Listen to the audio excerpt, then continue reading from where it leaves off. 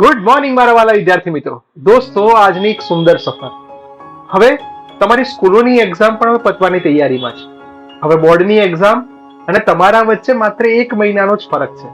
એટલે કે આ છેલ્લા 30 દિવસમાં શું કરી શકાય, આ છેલ્લા 30 દિવસમાં આપણે કઈ કઈ વસ્તુનું ધ્યાન રાખવાનું છે, અને આજે હું તમારી માટે જે લઈને આવ્યો છું એ કોઈ 1-2 વિડીયોના આધારે નહીં દોસ્તો, એ ઘણા બધા હોશિયાર વિદ્યાર્થીઓને મળ્યા, ઘણા બધા રેન્કર સ્ટુડન્ટ્સને મળ્યા અને ઘણી બધી બુક્સ વાંચી ટાઈમ મેનેજમેન્ટ, ડિસિપ્લિન, અને એના બેઝ ઉપર હું કેટલીક વસ્તુઓ આજે તમને કહી રહ્યો છું.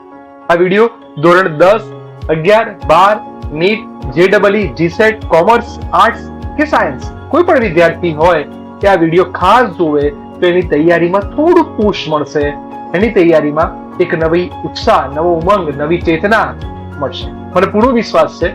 જઈએ આપણે સરસ કન્સેપ્ટ ઉપર. દોસ્તો, છેલ્લો મહિનો બાકી છે. આ છેલ્લા મહિનાની અંદર આપણે શું વાંચવું, શું ના વાંચવું, કઈ રીતે વાંચવું, એના કેટલાક મુદ્દાઓ તમારી માટે લાવ્યો છું. તો આ પહેલો સેશન એ તમારી માટે છે. પહેલો જ મુદ્દો કે મેક્સિમમ તમે પેપર સોલ્વ કરી નાખો. બધા જ પેપર લખીને કરો એવો શબ્દ હું નથી વાપરતો, પણ તમે પેપર સોલ્વ કરી નાખો. એ પેપર તમે એકવાર જોઈ લો. એ પેપરમાં આવતા MCQs છે, નવા ટ્રિકી દાખલા છે, કોઈ ટ્વિસ્ટેડ ખૂણા ખાચરાની થિયરી છે, એ તમારી આંખોની સામેથી પસાર થઈ જવી જોઈએ. નંબર 2 દોસ્તો, don't see more and extra materials. Sir, આ મુદ્દો કેવો લાયા? પેપર જોવાનું કહો છો અને એક્સ્ટ્રા મટીરિયલ ના પાડો છો. હા, પેપર જોવા એ તમને અલગ અલગ વેરાયટીઓ આપશે. જ્યારે એક્સ્ટ્રા મટીરિયલ એટલે શું કે તમે આખું વર્ષ કોઈ એક મટીરિયલમાં તૈયારી કરી હોય, હવે બીજું કોઈ મટીરિયલ તમે હાથમાં લો અને એમાંથી વાંચવાનું ચાલુ કરશો તો એની ભાષા બદલાશે, એના કન્ટેન્ટમાં ક્યાંક આગળ પાછળ હશે, તો એ તમને કન્ફ્યુઝ કરશે.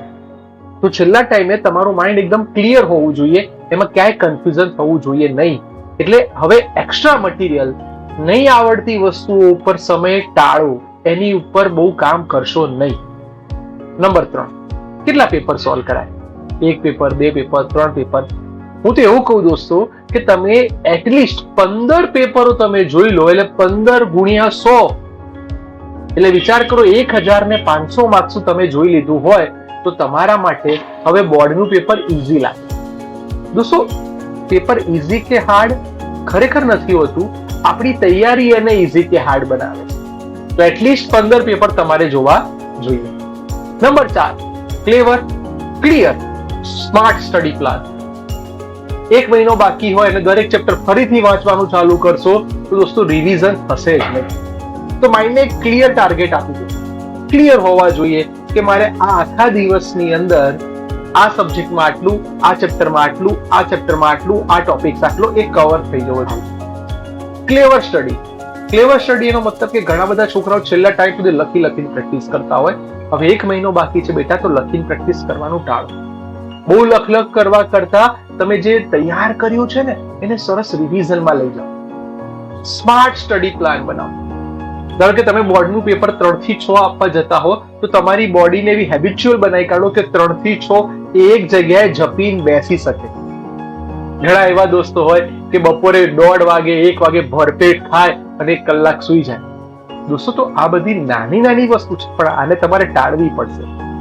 જે વિદ્યાર્થી મિત્રો સવારની એક્ઝામ આપતા હોય એ ટ્રાય કરો કે સવારે 5-6 વાગે ઉઠીને તમે, ધારો કે 10 વાગે સેન્ટર ઉપર પહોંચવાનું હોય તો 5-6 વાગે ઉઠીને ફ્રેશ થઈ જાઓ અને બધું એકવાર ક્વિક રિવાઇઝમાં લઈ જાઓ.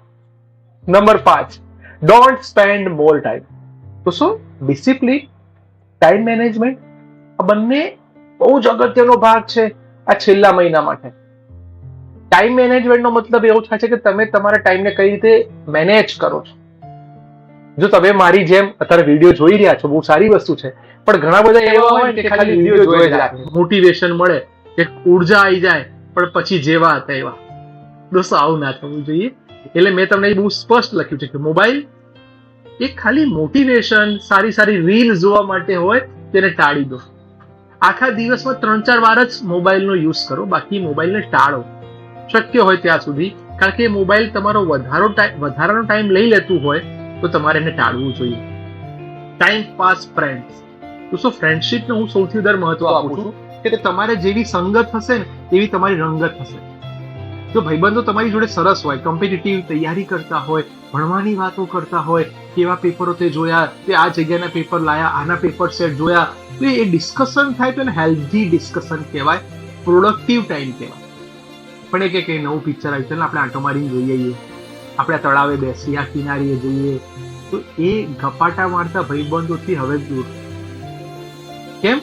કારણ કે તમે બધા વ્હીકલ લઈને જવાના, બાઇક, એક્ટિવા, સ્કૂટી મસ્ત ફાસ્ટ ચલાવવાના, એકાદું 3 ઘણા એવા છે 3 સવારી 4 સવારી મસ્ત એકાદો કાંટીઓ બહાર રાખીને બેઠો હોય, પણ એકાદું જો વાહન તમારું સ્લીપ થઈ ગયું અને પાટો આવ્યો, તો છેલ્લા ટાઈમે પાટો આવે, બીમાર પડો, તો આ બધી વસ્તુ તમને ભણવામાં બહુ ડિપ્રેશનમાં લઈ જશે.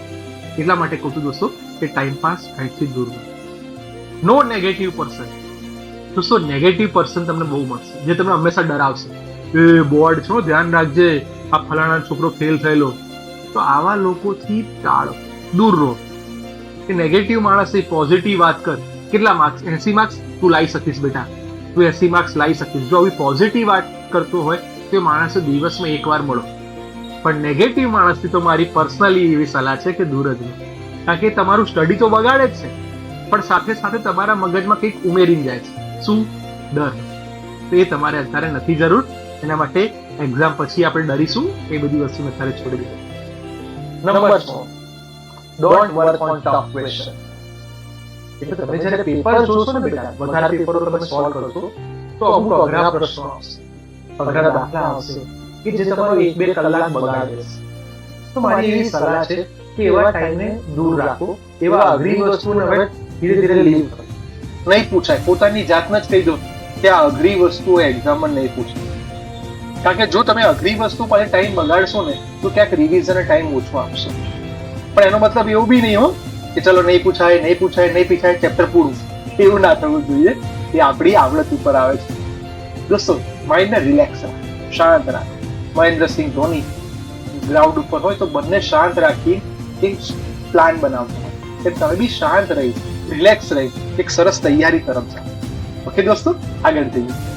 દોસ્તો એક્ઝામ ટાઈમે હવે 3 કલાક માટે બેસી ગયા છીએ, 2 વર્ષની મહેનત, વર્ષની મહેનત હવે આખરી ઓપ આપવા બેઠા છીએ અને 3 કલાકમાં આપણે આવી ગયા, એક્ઝામ લખવા બેઠા.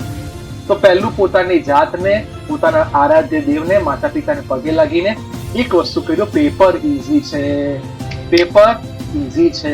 આવું 3-4 વાર બોલી જાઓ. તમને જો આવું કહેવાથી પેપર ઈઝી નહીં બનવાનું, પણ હા એક હિંમત મળશે કે પેપર ઈઝી છે. Number 2, please red carefully. બહુ ધ્યાનથી ક્વેશ્ચન જુઓ. ઘણા છોકરા એવા હોય કે ઉતાવળમાં જે પૂછાયો હોય એ ના લખ્યો હોય, એની જગ્યાએ બીજું લખાઈ ગયો હોય. તો આવું કેટલાક મારા ઉતાવળા વિદ્યાર્થીઓ મિત્રો માટે ખાસ કહું બેટા કે સવાલને પ્રોપર વાંચો.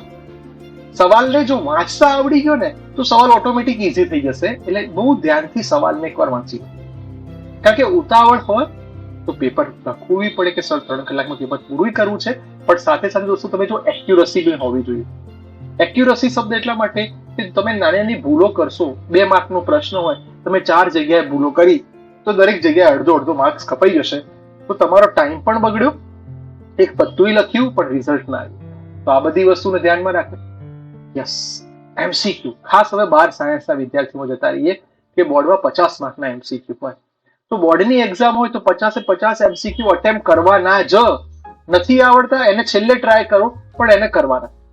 જે જીસેટ કે નીટ આપતા હો કે જે ડબલ આપતા હો તો ગપ્પા નહીં મારવાના કે લાવો ચલો નહીં આવડતું બી એવું ગપ્પા મારશો ને દોસ્તો તો એક માર્ક્સ તો જશે, પાછો એની જોડે માઇનસ માર્કિંગ છે. એટલે એ પણ તમારા માર્ક્સ ક્યાં લઈ જશે. એટલે બંને જગ્યાએ અલગ અલગ સ્ટ્રેટેજી છે. બોર્ડ માટે ના આવડે તો છેલ્લે એક હાલ તુક્કો મારી શકો છો, પણ નીટ અને જે ડબલ આવું ના કરતા વાલા. Silly mistakes. ખાસ કરીને ફિઝિક્સના પેપરની વાત કરીએ તો ઘણા વિદ્યાર્થીઓ દાખલો આખો આવડે, એકમ જ ના લખે. ઘણા વિદ્યાર્થીઓ દાખલા લખતી એટલા ઉત્સાહમાં આવી જાય કે સૂત્ર ખોટું લખી જાય. ઘણા લોકો તો એટલા બધા ઉત્સાહી કે રકમમાં 8.2 આપ્યું હોય અને આ ભાઈએ 82 લખીને આખો દાખલો ગણી કાઢ્યો હોય. બોર્ડના પેપરમાં દાખલાની રકમ બદલાશે, એમસીક્યુ રકમ બદલાશે, એટલે ગોખી નહીં જવું. પણ આ બધી નાની ભૂલો પણ આપણાથી ના થવી જોઈએ. નંબર 6, ઘણા લોકો પેપર લખે ને એટલે રંગીન પેનો યુઝ કરે, જેલ વાળી, black pen, red pen, green pen. ના ભાઈ, આપણે કોઈ મેગેઝિન નહીં બનાવવાનું. બોર્ડનું પેપર નીટ એન્ડ ક્લીન લખવાનું છે. હા, તમે બ્લુ જેલ અને પેન્સિલનો યુઝ કરો. તમને જેલ પેન છે બોક્સ બનાવવા માટે કામ આવે. પેન્સિલ આકૃતિ નીટ એન્ડ ક્લીન હોવી જોઈએ. પણ એનો મતલબ રેડ, બ્લેક, બ્લુ એવું મેગેઝિન જેવું ના કરતા, કારણ કે કલરિંગ જોવું સારું લાગે. તમારું પેપર જોઈને માર્ક્સ નહીં આપે, એમાં શું લખ્યું છે એના માર્ક્સ છે. તો ધ્યાન રાખવા જેવો મુદ્દો હતો દોસ્તો. 7. આ મેં આગળ એકવાર તમને ધ્યાન દોર્યું કે અઘરો દાખલો આવ્યો કે અઘરો MCQ આવ્યો તો એને પહેલા છોડી જ દો, બાકી બધું પૂરું કરો. ટાઈમ મળે છે તો હવે એને એકવાર ફરી અટેમ્પ કરો. કેમ આવું કહું છું કે તમે કોઈ એક રસ્તા ઉપર પહેલી વાર ગયા, હવે એ જ રસ્તા ઉપર તમે બીજી વાર જવાના, તો તમે શું કરવાના? થોડી સ્પીડ વધારશો. તો હા, એવું બેનિફિટ બી થશે કે બીજી વાર સોલ્વ કરવામાં બધું તમે સોલ્વ કરી નાખ્યું છે એટલે તમારી અંદર કોન્ફિડન્સ આવ્યો છે, તો એ બીજી વાર સોલ્વ કરવામાં તમારી સ્પીડ વધતી હશે. સ્પીડ વધવાને કારણે સૂત્રો બધા યાદ આવી ગયા હશે, તો કદાચ હવે MCQ એટલો હાર્ડ નહીં લાગે. તો પહેલા એને લીવ કરો, છોડી દો અને બીજી વાર મને સારી રીતે અટેમ્પ્ટ કરો. આ ટાઈમે દોસ્તો સૌથી અગત્યનો રોલ હોય છે. તો દરેક માતા પિતાને નમ્ર વિનંતી કરું કે આ તમારા માટેનો સેશન છે. ખાસ જુઓ, તમે તમારા બાળક જોડે ક્વોલિટી ટાઈમ વિતાવો. મહિનો બાકી હોય, 30 દિવસ બાકી હોય, રોજ એની 15-20 મિનિટ બેસો કે બોલ બેટા કેટલું તૈયાર થઈ ગયું, શું તૈયાર થઈ ગયું, તારા સારા માર્ક્સ આવશે, એના બૈડે શાબાશી આપો. વેરી ગુડ, તારે 2 ચેપ્ટર તૈયાર થઈ ગયા, બસ એક જ ચેપ્ટર બાકી છે ને, તો એ થઈ જશે. આવું તમે એને કહેશો ને એટલે એને લાગશે કે આ મારા સાચા મિત્રો છે. જે ફેસબુક, ઇન્સ્ટા અલગ અલગ જગ્યાએ મિત્રો બનાવે એના કરતા ઘરના જ સભ્યોને મિત્રો બનાવી દઈએ એ વધારે સારું છે. નંબર 2, બાળકને હંમેશા એન્કરેજ કરો, એને હિંમત આપો કે બેટા તારી જેમ મેં પણ બોર્ડની એક્ઝામ આપી હતી, તો મારું રિઝલ્ટ ઓછું આવ્યું, તારું રિઝલ્ટ વધારે આવશે, મને પૂરો વિશ્વાસ છે. તું આટલું સરસ વાંચે છે, સરસ તૈયારી કરે છે. નંબર 3, સારી મિત્રતા અને સારો પ્રેમ એ જ સારું રિઝલ્ટ લાવે. તો દરેક માતા પિતાને કહું, સારા ફ્રેન્ડ બની જાઓ અને બાળકને પુષ્કળ પ્રેમ આપો. એને ભાવતી રસોઈ બનાવો. એ ભાવતી રસોઈ ખાશે એટલે એનું લાગશે ના પપ્પા લોકો મને સમજે છે. અડધો કલાક આખો દિવસ વાંચવા ના બેસાડો, અડધો કલાક આટો મારવા બી લઈ જાઓ. મોબાઈલ થી બને ત્યાં સુધી દૂર રાખો, કારણ કે મોબાઈલ એ સૌથી સારું ડેન્જર વ્યસન છે. દરેકને કહું છું બેટા 2 વથી દૂર રહો, એક વ્યસન અને એક વેમ. ભલા લોકો વેમમાં ફરતા હોય કે મને બધું આવડે જ છે, એ પેપર લખે એટલે ખબર પડી જાય કે કેટલું આવડે. એટલે વેમ અને વ્યસન થી દૂર રહો. દોસ્તો, દરેક પેરેન્ટ્સને કહું છું કે એક ટ્રાયેંગલ છે, તમારું બાળક એ શિખર ઉપર છે. કોચિંગ સેન્ટરના દરેક શિક્ષકગણ અને તમારો રોલ એ ટ્રાયેંગલના ત્રિકોણના 3 ખૂણા જેવા છે. તો 3 ખૂણાને બહુ સારી રીતે સમજશો ને તો બહુ મજા આવશે અને સરસ આઉટપુટ મળશે. દોસ્તો, સ્ટડી એ પ્રોસેસ છે. પ્રોસેસ હંમેશા દુઃખદાયી જ હોય. તમને એવું લાગે કે બપોરે 2 વાગે તડકામાં સચિન તેંડુલકર, વિરાટ કોહલી કે કોઈ બી રોહિત શર્મા, એ લોકોને બપોરે 2 વાગે રન દોડવા ગમતા હોય આવી તડકાની અંદર, પણ એ દોડે છે કારણ કે એને ખબર છે કે હું પ્રોસેસ સારી કરીશ અને કદાચ હું મેન ઓફ ધ મેચ બની ગયો કે મારા કારણે ભારતીય ટીમ જીતી ગઈ, તો એ મારા માટે રિઝલ્ટ છે, એન્ડ સ્ટેન્ડ છે. અને એ પૂર્ણ વિરામ નથી, એક નવી શરૂઆત છે આગળની લાઈફની. તેમ 12માના દરેક વિદ્યાર્થીને કહું બેટા, પેપર ખરાબ જાય, સારું જાય તો એટલા જ ખુશ રહો, કારણ કે આ પેપર તો ખાલી એક જ છે. તમે જિંદગીની ઘણી બધી એક્ઝામ બી આપવા જઈ રહ્યા છો. તો બી હેપી, બી કુલ, બહુ સરસ રીતે ભણો. મને વિશ્વાસ છે કે દરેક વિદ્યાર્થીનો A1 ગ્રેડ આવશે. હા, બની શકે કે કદાચ રિઝલ્ટ ઓછું પણ આવે, તો નર્વસ નહીં થઈએ. All the very best. સરસ પેપર આપતા રહો. હંમેશા યાદ રાખો, તમારી મહેનત જ તમને આગળ લાવશે, ખોટી વાતો નહીં, ટાઈમપાસ નહીં, મોટિવેશનના બહુ બધા વિડીયો જોવાથી નહીં. મોટિવ એક્શન, મોટિવ એક્શન, તો જ રિઝલ્ટ આવશે. By everyone, take care.